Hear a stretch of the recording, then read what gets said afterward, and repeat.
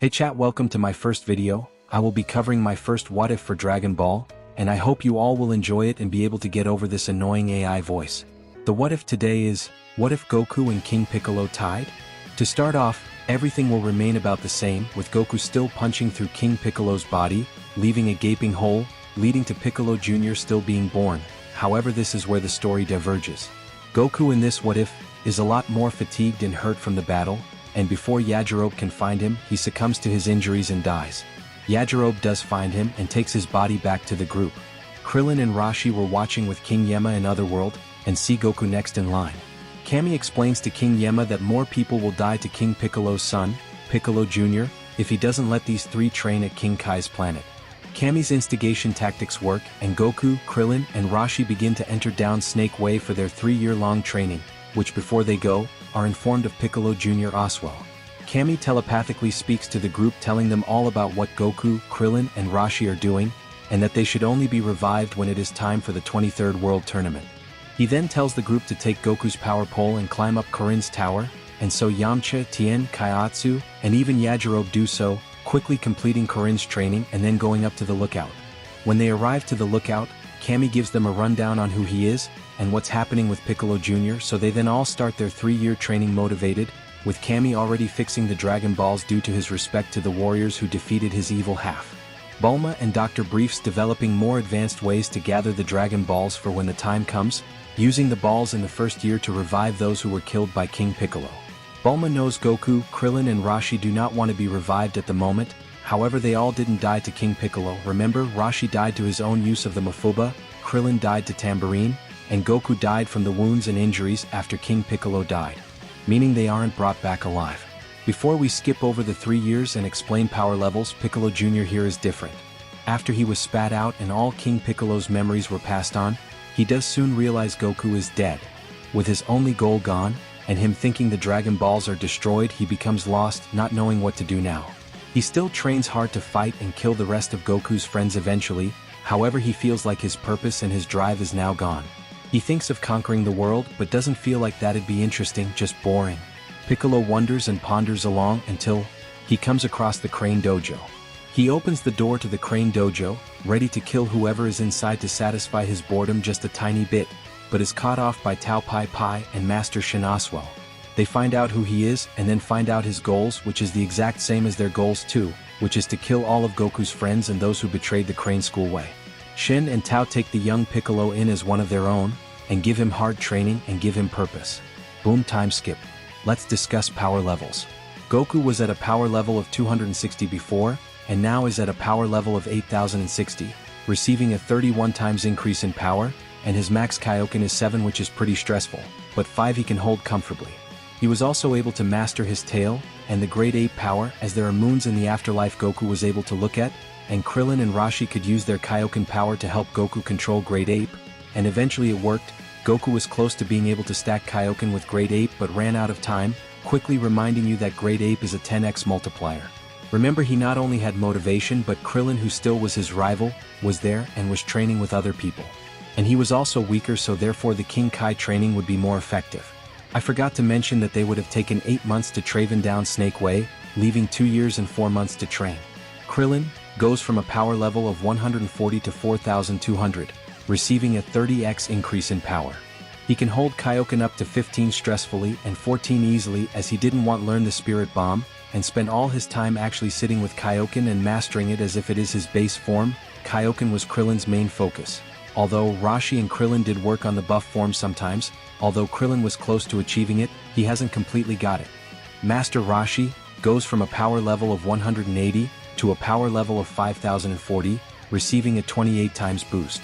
Master Rashi can go up to x6 stressfully with Kaioken, but can hold x4 easily. However, if he uses his buff form, which is a surprising 3x multiplier on top of Kaioken x4, that would leave him with a 16x multiplier, which was Rashi's main goal with Kaioken, due to his normal body having less muscle, but his muscular body having a lot more.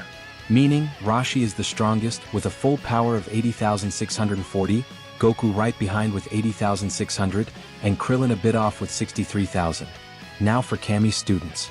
We know that Yamcha had a 8.36 times increase from training at the Lookout in the Saiyan Saga in the original story, and I will be buffing that to 21, due to them starting off weaker so the training is more effective, and that it is 3 years that they are non-stop training too.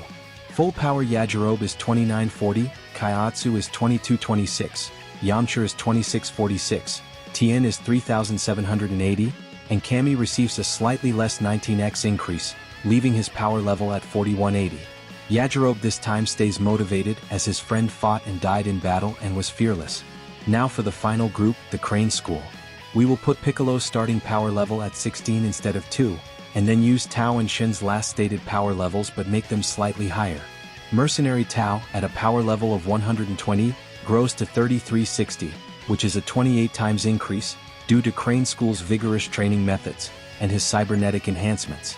Shin, also at 120, gets a 24 times increase, putting his power level at 2880, and lastly Piccolo, who is the youngest and is in his fast growth spurt aging process. His potential is not only higher, but being a Namekian highly intelligent and regenerative, going under the training of the ruthless and enduring Crane School methods, especially at a time where revenge is desired, he revives a 362x increase, going to a power level of 5792. He also gets the time to develop the special beam cannon earlier, due to the Crane School still being very knowledgeable and accepting of adding more moves to their arsenal. However, he does learn the classic Dodonpa Ray, and learns a bit of Tao Pai Pai's assassin ways, who even though is still evil, sees Piccolo as his son in a way, as Shin left the feeding and raising part to Tao. The day of the tournament arrives, and Bulma's Dragon Ball machine has the balls activated. She wishes for the warriors who faced off against King Piccolo and his family to be revived, leading to Goku, Krillin, and Rashi losing their halos. However, they have lost track of time throughout the 3 years of training and don't even notice. It got to bad to the point where they missed the chance to sign up for the tournament. They do soon realize their halo is gone after their training session, and blitz down to Yema's office, to see an angry Kami waiting for them. Kami himself signed up as there was one spot left and these 3 took too long. The 8 who fight in the tournament are Kaiatsu, Yajirobe, Yamcha, Tien, Kami, he doesn't possess anyone, Piccolo, Shin, and Tao Pai Pai. The matches are Yamcha vs Kaiatsu, Yajirobe vs Kami, Tien vs Shin, Piccolo vs Tao Pai Pai. Goku, Krillin, and Rashi make it down with Kami in time to see who wins the first battle, Yamcha. It wasn't easy, especially with Kaiatsu's honed in telekinesis. However, Yamcha's Neo Wolf Fang Fist and Spirit Ball weren't a match for Chiatsu. Yajirobe and Kami step up, facing off master and student. The respect is mutual. During their training, Kami noticed Yajirobe's impurities, but realized this is the chance to change his mindset whilst he is motivated, and now Yajirobe is in better shape and is a lot more swift, unpredictable, and refined with his katana. The power gap is massive. However, the abrupt and unpredictable style of attacking Yajirobe does is constantly catching Kami off guard. However, Yajirobe is still on the back foot, playing defensive. Yajirobe decides to go all out, throwing his sword up in the air, using the Dodonpa Ray technique taught to him by Kaiatsu and Tien, which curves around and hits Kami on the back, not expecting it to curve, before Yajirobe hits Kami with a flurry of punches and kicks, which Kami is dodging most but with some trouble before one of those kicks actually kicking the sword which he threw in the air earlier, kicks the sword into his chest. Kami tells his young student that he's done a great job, before pulling out the sword with some difficulty. Yajirobe is now drained of strength, so Kami rings him out. Kami was mainly going easier on his student, to not only see what he's learnt, but just for respect and not wanting to hurt him too badly. Round 3 then begins, Tien not holding back, being ruthless in his attacks. With the big power gap between their powers, he doesn't hold back from giving Shin a merciless beatdown. It isn't really a fight, just Tien throwing him around before knocking him out. He says to Shin, "You're a monster," teaming up with Piccolo. "You're lucky I don't kill you here and now," before kicking him out of the ring. Round 4, the last quarterfinal match, Piccolo vs Tao Pai Pai. Both bow before the fight, then begin their ruthless battle. Piccolo barely holds back and beats his father down, to then carry him to the side of the ring and place him outside of the ring nicely. Goku and Chi-Chi still have their moment, just in the crowd with the gang around them too. But they don't fight this time, they just marry. The semi-finals begin with Yamcha vs Kami, with Yamcha's skills being something you can't just ignore, but the power gap is too big for there to be a fair fight. Kami finishes him quickly so he can reserve energy. Piccolo vs Tien then takes place, with Piccolo not wanting to give Tien any mercy for betraying the Crane School, and being one of those who killed his father, and Tien not wanting to spare Piccolo either for being with the Crane School and being the son of King Piccolo. They clash, throwing punches and kicks, however Tien's don't really hurt, whereas Tien is taking some big hits. This quickly leads to Tien having to form a plan. He sets one clone down to let him fight Piccolo, splitting his power in half.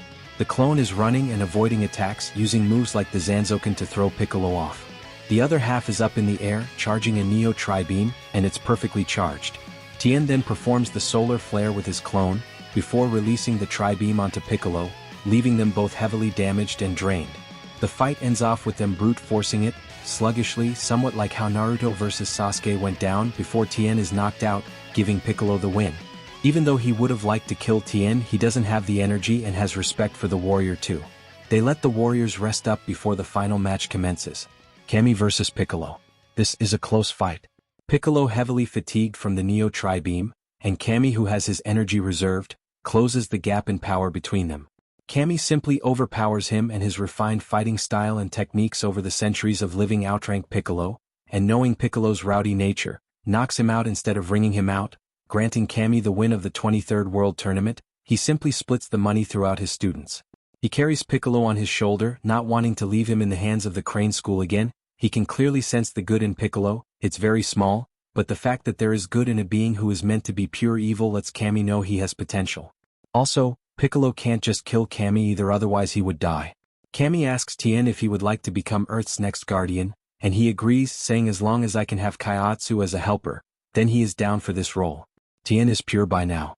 They all feast and celebrate Goku's engagement and have the wedding soon after, before going their different ways.